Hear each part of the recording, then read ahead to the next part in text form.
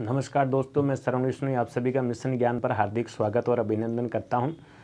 देखिएगा मित्रों, हम बात करेंगे समास के भाग नंबर 2 में, जिसके अंतर्गत इससे पहले वाले में हमने जो पढ़ा था वो पढ़ा था आपके कौन सा, एक तो अव्ययभाव समास, दूसरा कौन सा तत्पुरुष समास के बारे में बात की थी। अब हम जो बात करेंगे आगे दूसरे समासों के बारे में, 4 समास और हैं, उनके बारे में अध्ययन करेंगे। तो देखिएगा, अव्ययभाव और तत्पुरुष के बाद में आपका अगला समास आता है जिसका नाम है हमारा कौन सा भाई, तीसरा समास है जिसको हम कहते हैं द्विगु समास।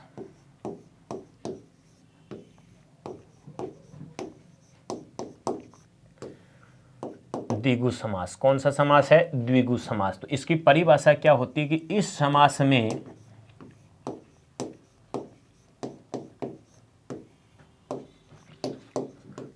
में अर्थ की दृष्टि से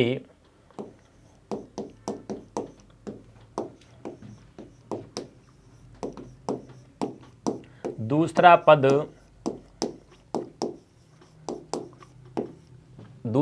प्रधान रहता है, दूसरा पद प्रधान रहता है तथा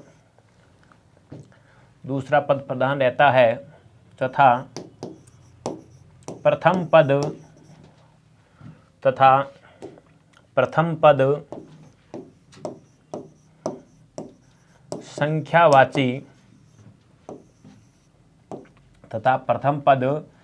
संख्यावाची होता है।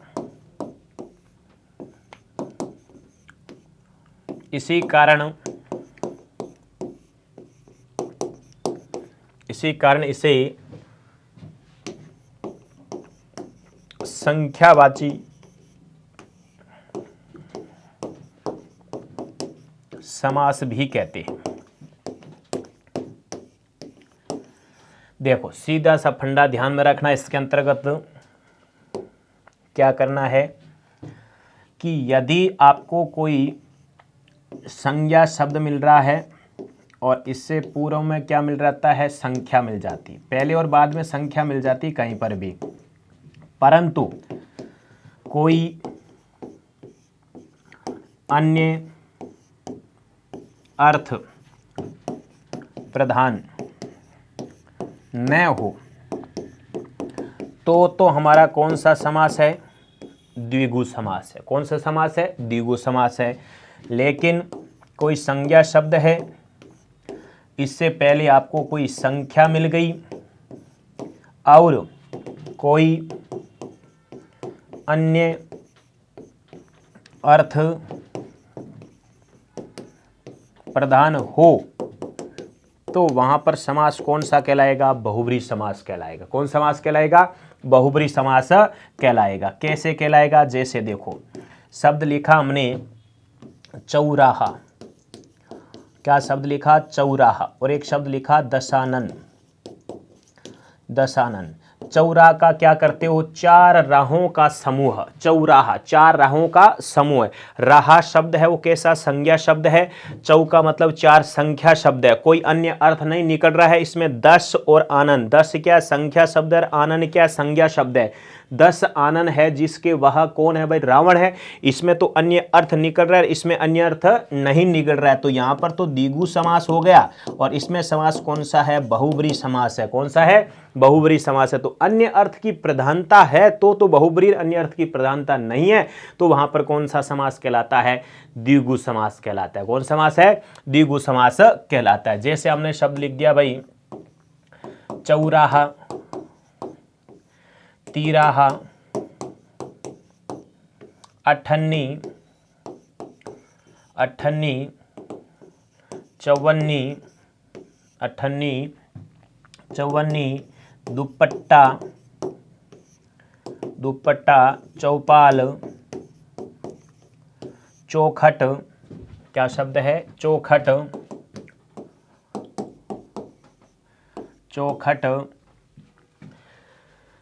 चौबारा, कौन सा बारा? चौबारा।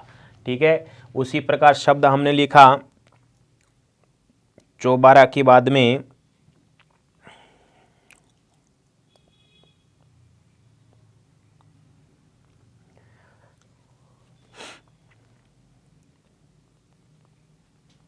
चौबारा के बाद में जैसे लिख दिया हमने चौपाल लिख दिया।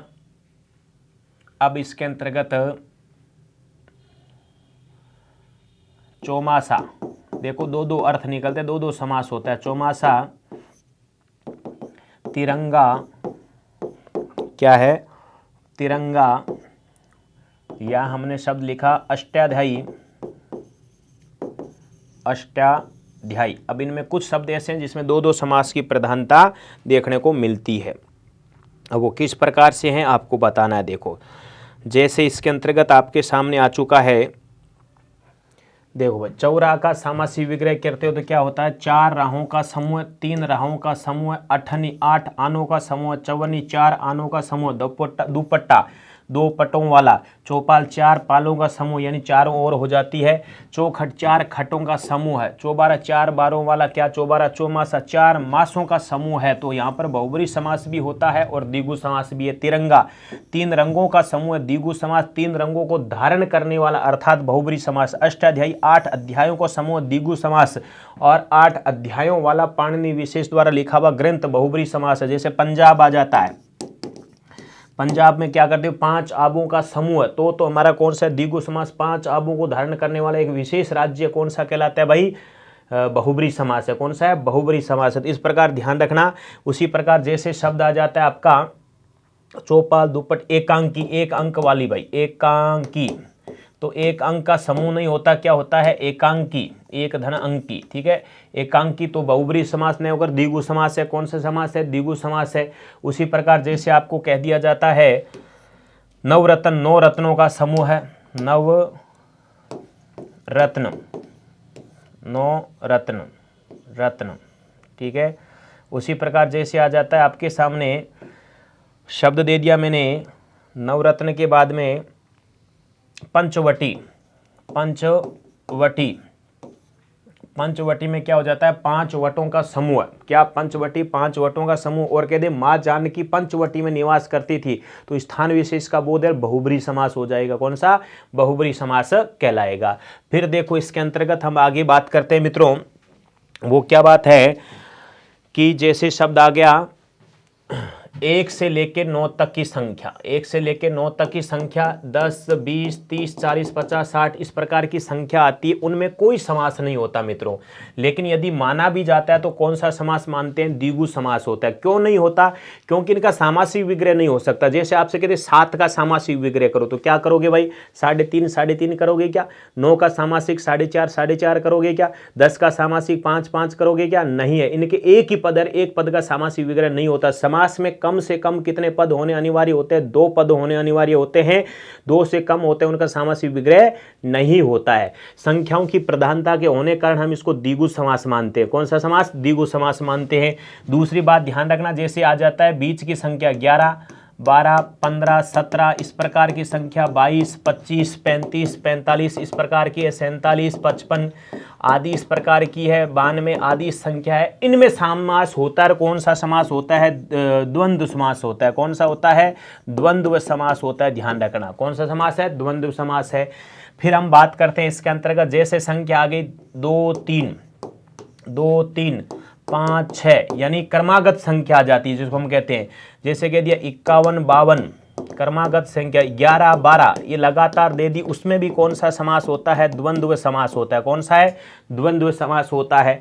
फिर हम कह सकते हैं इसके अंतर्गत आपके उन उपसर्ग से शुरू होने वाली संख्या, जैसे 19 29 39 इस प्रकार की संख्या है, उनमें होता है अव्ययी भाव समास। कौन सा समास होता है, अव्ययी भाव समास होता है, ठीक है।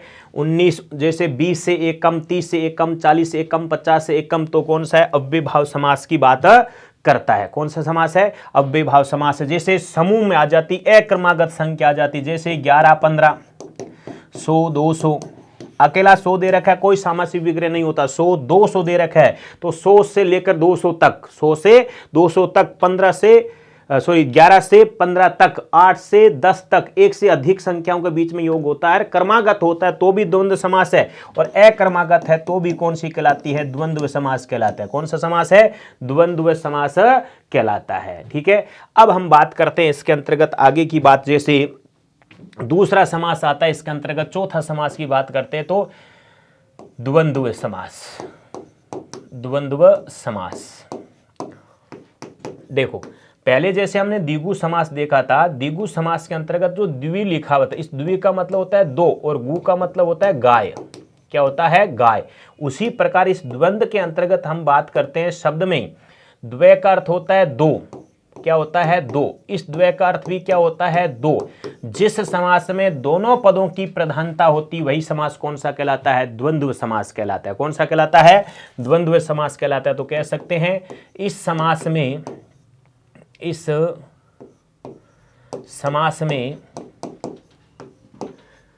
अर्थ की दृष्टि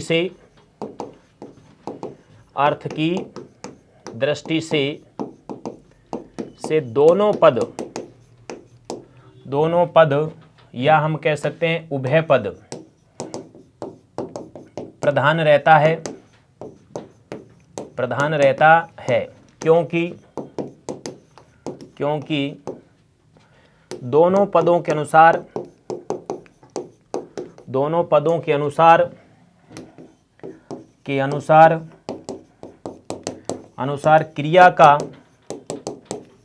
क्रिया का लिंग या वचन प्रयुक्त होता है। क्रिया का लिंग या वचन प्रयुक्त होता है तो कौन सा समास कहलाता है? उसके अंतर्गत हमारा द्वंद्व समास कहलाता है। जैसे आपने लिखा माता पिता, तो क्या हो जाएगा? माता और पिता।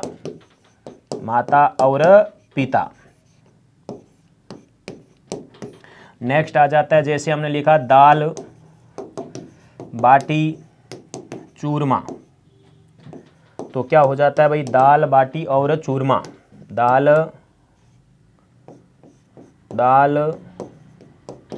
बाटी और चूरमा। दाल बाटी और चूरमा। जैसे कह दे आन बान शान।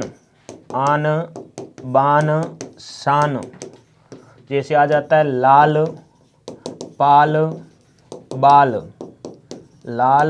बाल आन बान शान, तो क्या हो जाएगा? आन बान और शान। और लाल पाल और बाल आदि इस प्रकार का प्रयोग किया जाता है। अब जैसे हम बात करते हैं आगे द्वंद्व समास के भेद या प्रकार, तो इस द्वंद्व समास के भेद या प्रकार तो 3 प्रकार है भाई। इसके कितने प्रकार है? हमारे 3 प्रकारों की बात करता है। वो 3 प्रकार कौन कौन से हैं? सबसे पहले आता है इसमें इतरेतर द्वंद्व।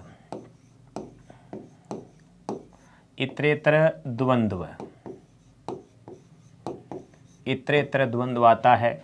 दूसरा समास इसके अंतर्गत आता है हमारा, वो कौन सा है भाई? वैकल्पिक द्वंद्व आता है। वैकल्पिक द्वंद्व आता है। और फिर आता है समाहार द्वंद्व।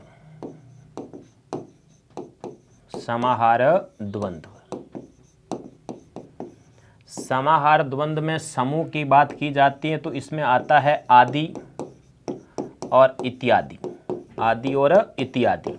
यानी वैकल्पिक में आता है या अथवा, और इतरेतर में आता है और एवं। मतलब कहने का मतलब है कि द्वंद्व समास के अंतर्गत आपको क्या मिलेगा? पदों के मध्य और, एवं, या, अथवा, आदि और इत्यादि। इन शब्दों की प्रधानता रहती है, वही समास कौन सा कहलाता है? द्वंद्व समास कहलाता है। क्या कहलाता है? द्वंद्व समास कहलाता है। कैसे कहलाता है? जिसके बारे में हमने 3 भागों के बारे में बात की, इतरेतर द्वंद्व, वैकल्पिक द्वंद्व, समाहार द्वंद्व। वैकल्पिक का मतलब विकल्प दिया जा रहा है, समाहार का मतलब समूह के अंतर्गत होती है, तो समूह में बहुत सारी होती है तो आदि इत्यादि का प्रयोग करता है, विकल्प दिया जाता है या ये। और इतरेतर का मतलब होता है अलग अलग का प्रयोग है, इतर भिन्न भिन्न का प्रयोग होता है। जैसे इसमें कब होता है? जब आपको मिलता है क्या? पुल्लिंग के साथ में पुल्लिंग आ जाता है, पुल्लिंग के साथ में पुल्लिंग आ जाता है, स्त्रीलिंग के साथ में स्त्रीलिंग आ जाता है, स्त्रीलिंग के साथ में स्त्रीलिंग आ जाता है, और पुल्लिंग के साथ में स्त्रीलिंग आ जाता है, और स्त्रीलिंग के साथ में पुल्लिंग आ जाता है, स्त्रीलिंग के साथ में पुल्लिंग आ जाता है। इन सभी के योग में हमारे को कौन सा समास करना है भाई? इतरेतर द्वंद्व करना है। जैसे राम श्याम, राम श्याम, तो राम और श्याम। जैसे सीता गीता, सीता गीता, सीता और गीता। जैसे पुल्लिंग आ गया दादा दादी, दादा दादी। उसी प्रकार दादा पुल्लिंग है, दादी स्त्रीलिंग है। स्त्रीलिंग जैसे सीताराम, सीता राम, राधा कृष्ण, तो क्या हो जाएगा? स्त्रीलिंग पुल्लिंग आ गया। तो और का प्रयोग करना है। किसका? और नहीं है तो एवं का प्रयोग किया जाएगा। फिर आ जाता है क्रमागत संख्या आती। कौन सी? सॉरी, क्रमागत नहीं, वो लगातार बीच वाली। जैसे 11 आ गई, 21 आ गई, 25 आ गई, या हम कह सकते हैं 51 आ गई, 55 आ गई। तो इनमें भी कौन सा समास होता है? हमारा इतरेतर द्वंद्व। एक बात ध्यान रखना, समास विग्रह इनका कैसे करना है, 11 का कैसे करना है? 1 और 11, 1 और 20, 5 और 20, 1 और 50, 5 और 50। ठीक है, पहले छोटी संख्या लेनी है, फिर बड़ी संख्या लेनी है। कौन सी? जैसे 555 आ गया तो 5 और 50 और 500, 5 और 50 और 500 करना है। ऐसे नहीं 500 और 50 और 5 कर दो, नहीं, 5, 50, 500, या 5500 आ गया तो क्या करोगे भाई? 5, 50, 5000, 500, 5000। ठीक है, इस प्रकार इधर से इकाई, दहाई, सैकड़ा, हजार, इधर से जाना है आपको। छोटी संख्या पहले लेनी, ये नहीं विकल्प में मिलता है तो बड़ी संख्या ले सकते हैं, लेकिन दोनों ही मिल जाए तो पहले छोटी संख्या वाले को लेना है आपको। विकल्प द्वंद्व के अंतर्गत क्या करना है, कब कब होता है? देखो, पहली इसके अंतर्गत स्थिति आती है कि विलोम शब्द मिलेगा। विलोम शब्दों के अंतर्गत आपको क्या करना है? या का प्रयोग करना है।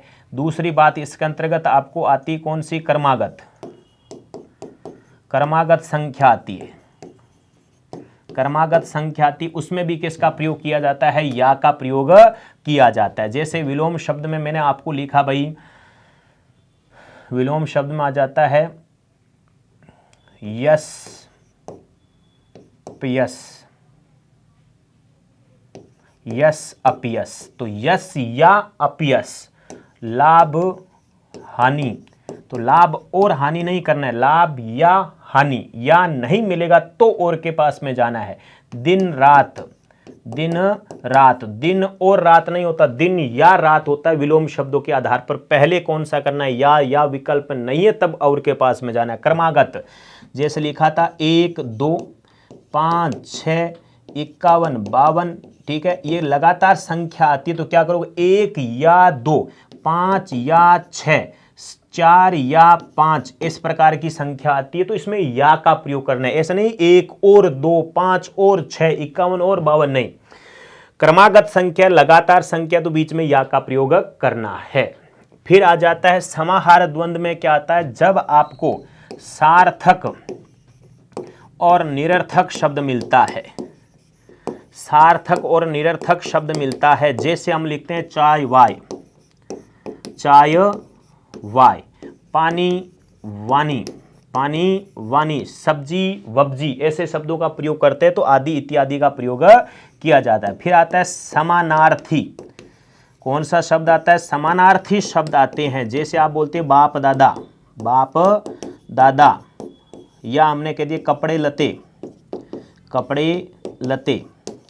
तो यहाँ पर बाप दादा का मतलब होता है पूर्वजों की बात कर रहा है। कौन सा बाप कौन सा दादा, ऐसे थोड़ी, हमारे पूर्वजों की बात करता है। समानार्थी शब्द है, बाप और दादा दोनों समानार्थी शब्दों का बोध करवा रहा है। यहाँ पर अकेला बाप और अकेला दादा नहीं लिखा हुआ है। कपड़े लते, लते का भी बोध किसका करवा रहा है? कपड़े से बोध करवा रहा है। लते धो रहा है, लता धो रही है, तो वहां पर कौन सा हो जाएगा? आपके कपड़ों का ही बोध करवाया जाता है। तो समानार्थी शब्द, सार्थक व निरर्थक शब्दों की बात होती है तो वहां पर आदि और इत्यादि का प्रयोग अर्थात समाहार द्वंद्व होता है।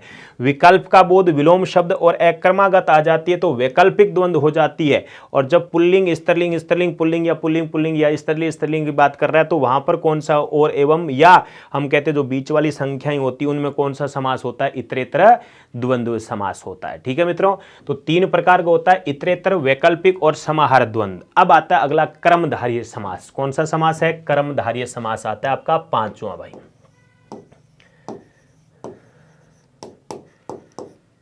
कर्मधारय समास।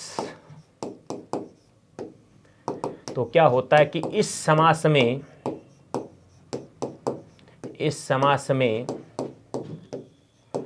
अर्थ की दृष्टि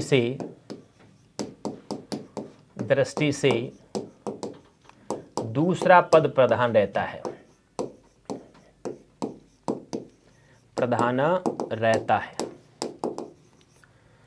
तथा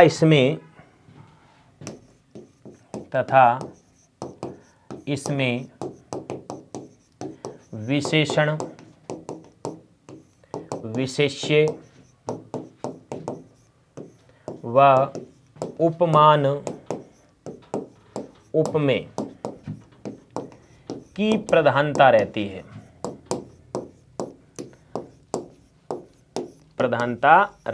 उपमान, उपमेय और विशेषण, विशेष्य की प्रधानता रहती है। सामासिक विग्रह करते समय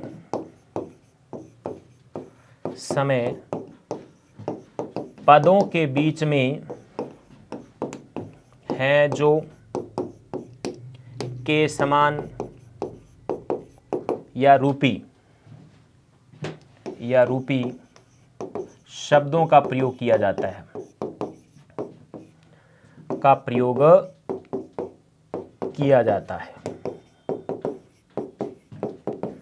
ठीक है। अब इसकी पहचान क्या ध्यान में रखना है भाई, सीधी सी बात ध्यान में रख लेना। क्या आपको क्या मिलेगा, कोई संज्ञा शब्द मिलेगा। संज्ञा शब्द से पहले क्या आ जाता है, कोई विशेषण आ जाता है, यानी उपसर्ग आ जाता है। संज्ञा शब्द मिलेगा, इससे पहले क्या मिल जाता है, कोई विशेषण मिल जाता है या उपसर्ग मिल जाता है। विशेषण लिख देते हैं, विशेषण। और अन्य अर्थ न हो तो वहां तो है कर्मधारय, और संज्ञा से पहले कोई विशेषण आ जाता है और अन्य अर्थ प्रधान हो तो वहां पर बहुब्री समास होता है। कौन सा समास, बहुब्री समास होता है। जैसे मैंने लिखा कुपुत्र, तो कुत्सित है जो पुत्र, कोई अन्य अर्थ नहीं दे रहा है, लेकिन मैंने शब्द लिखा यहां पर महादेव। क्या शब्द लिखा, महादेव। तो महान है जो देव, यहां पर अर्थात शिव जी के लिए प्रयुक्त हो रहा है। शिव जी नहीं मिलेगा तो कर्मधारय समास करना है, तो महान है जो देव। तो यहां पर क्या है, महान शब्द विशेषण है और कु इसमें क्या है, उपसर्ग है, विशेषण की तरह कार्य कर रहा है। तो जब उपसर्ग विशेषण होता है और अन्य अर्थ का बोध करवा रहा है तो हमारा बहुब्री समास है, और अन्य अर्थ नहीं दे रहा है तो वहां पर हमारा कौन सा समास करना है, कर्मधारय समास करना है मित्रों, ठीक है। अब आ जाता है इसके अंतर्गत, जैसे मैंने लिखा सज्जन। सज्जन का क्या हो जाएगा, सत्य है जो जन, या सत्य है जन जो सज्जन, या कह दिया सन्मति, सत्य है जो मति, कुबुद्धि, सुबुद्धि, कुपुत्र, सुपुत्र। नेक्स्ट जैसे कह दिया आपने क्रोधाग्नि,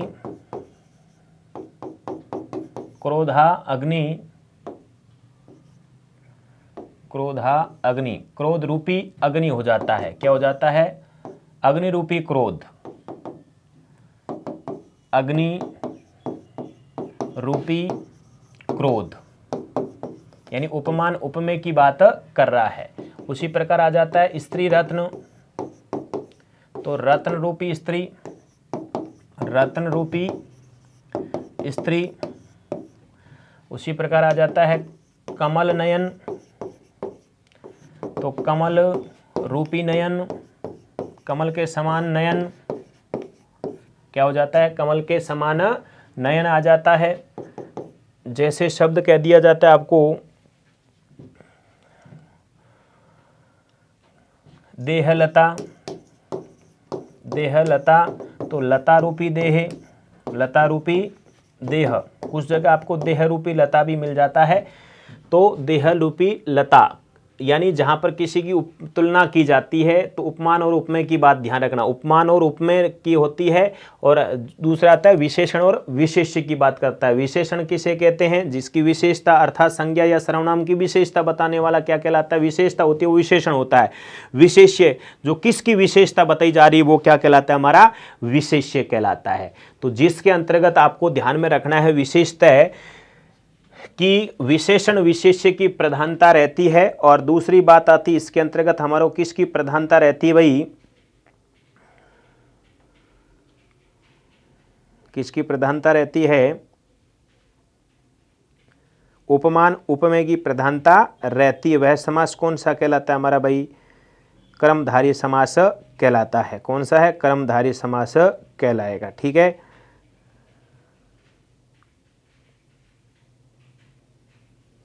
जी भाई।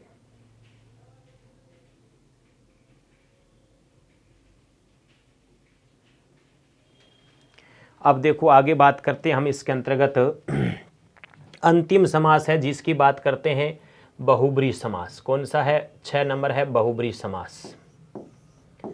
बहुव्रीहि समास, बहुब्रीहि समास। इसकी क्या परिभाषा है कि इस समास में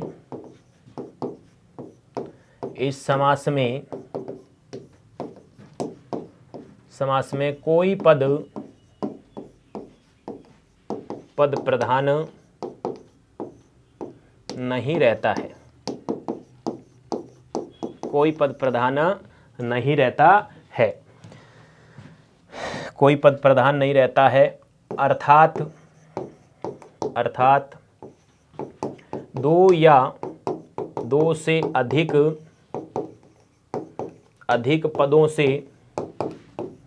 पदों से अन्य अर्थ प्रधान रहता है, अन्य अर्थ प्रधान रहता है। क्योंकि इसमें विशेष शब्दों की या भगवानवाची यानी देवतावाची शब्दों की प्रधानता रहती है, शब्दों की प्रधानता रहती है, प्रधानता रहती है। वह समास हमारा कौन सा कहलाता है? बहुब्रीहि समास कहलाता है। ठीक है मित्रों, जैसे हमने पहले पढ़ा था कोई संज्ञा शब्द से पूर्व में संख्या आ जाती है, अन्य अर्थ प्रधान होता है तो बहुब्रीहि समास, अन्य अर्थ प्रधान नहीं होता तो द्विगु समास। यदि संज्ञा से पहले विशेषण आ जाता है, अन्य अर्थ प्रधान होता है तो बहुब्रीहि समास, और अन्य अर्थ प्रधान नहीं तो कर्मधारय समास था। कौन सा था? कर्मधारय समास था। अब इसमें देवतावाची शब्द, जैसे मैंने आपको शब्द लिखा भाई विनायक, कौन सा शब्द है? विनायक शब्द है। उसी प्रकार लंबोदर, मूषक वाहन, वक्रतुंड,